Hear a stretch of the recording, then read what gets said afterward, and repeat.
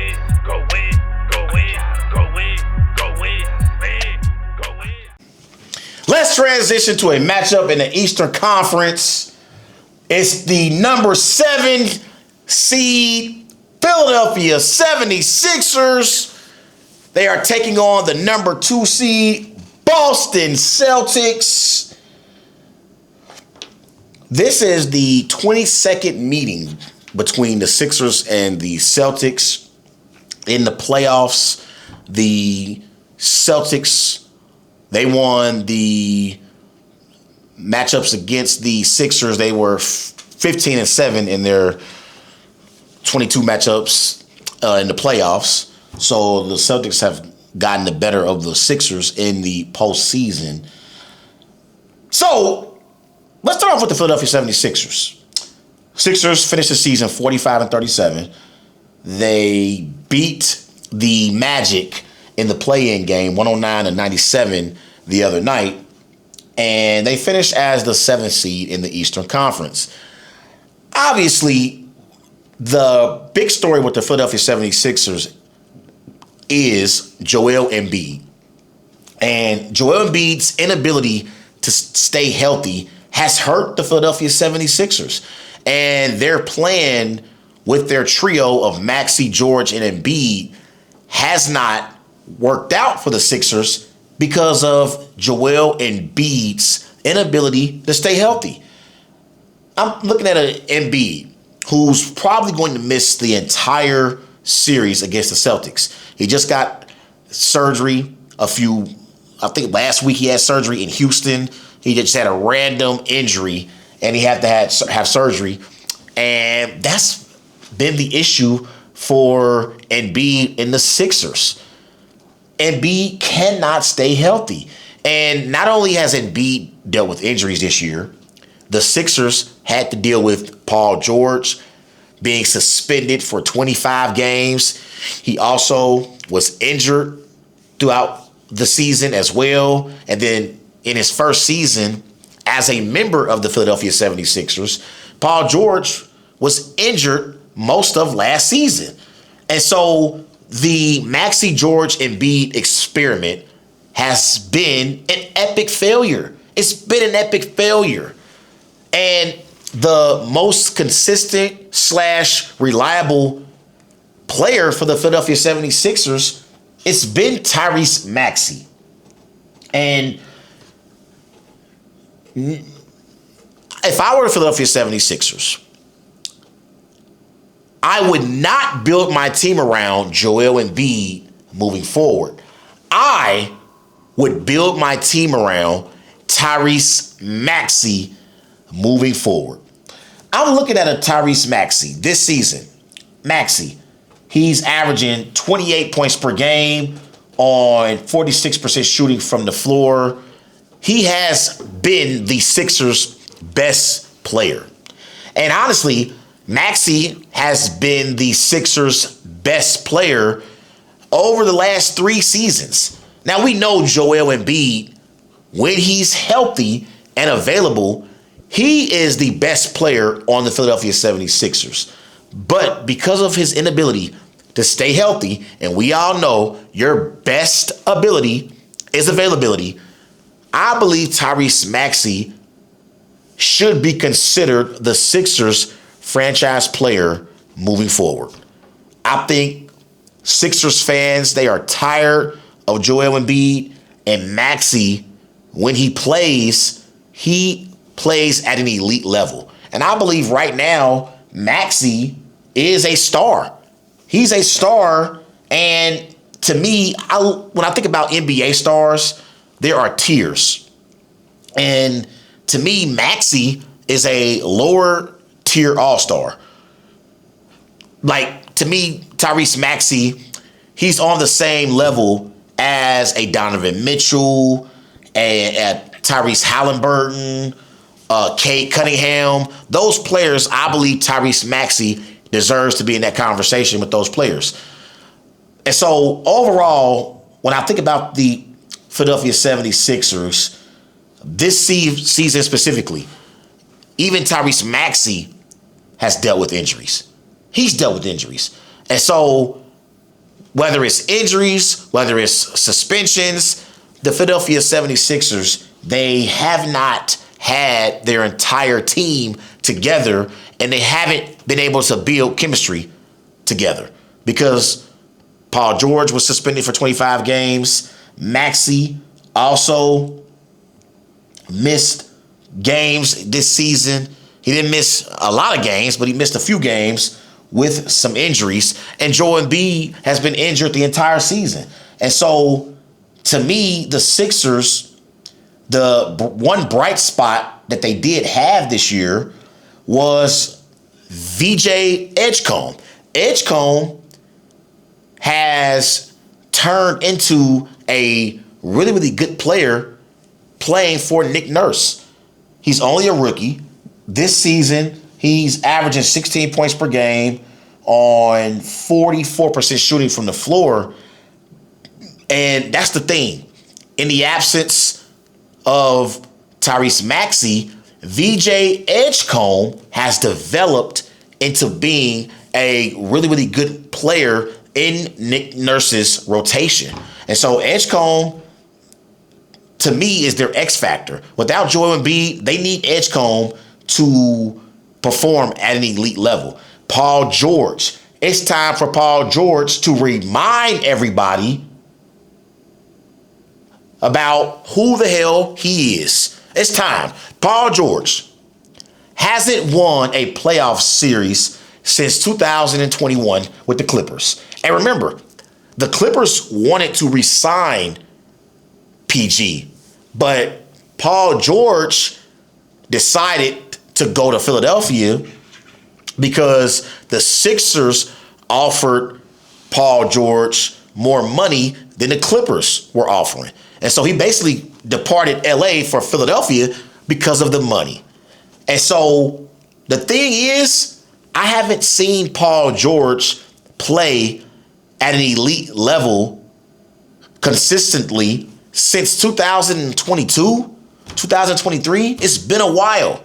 It's been a while since I've seen Paul George play at an elite level. So I think this is a huge opportunity for Paul George to remind everybody about the caliber of player he is. It's been a while, PG. We'll see if you can actually show up and live up to the contract that the Sixers signed you to last year when they brought you in. Because this Maxey, George, Embiid experiment in Philadelphia has been a failure. It's been a failure. But let's switch gears and talk about the Boston Celtics. The Boston Celtics this season, they finished the season 56-26. They finished the season as the number 2 seed in the Eastern Conference. And I believe the Boston Celtics, they had a great season when you think about their expectations coming into the season. Because coming into the season, most people believed this would be a down year for the Boston Celtics. This would just be a gap year. And the reason why people believe this would be a gap year was because Jason Tatum tore his Achilles in the playoffs last year against the Knicks. But it wasn't just Tatum that the Celtics lost coming into the season. They lost Kristaps Porzingis, they lost Al Horford, and they also lost Drew Holiday. And so they basically didn't, I wouldn't call the Celtics an entire rebuild, but they retooled. And they traded Drew Holiday to the Blazers.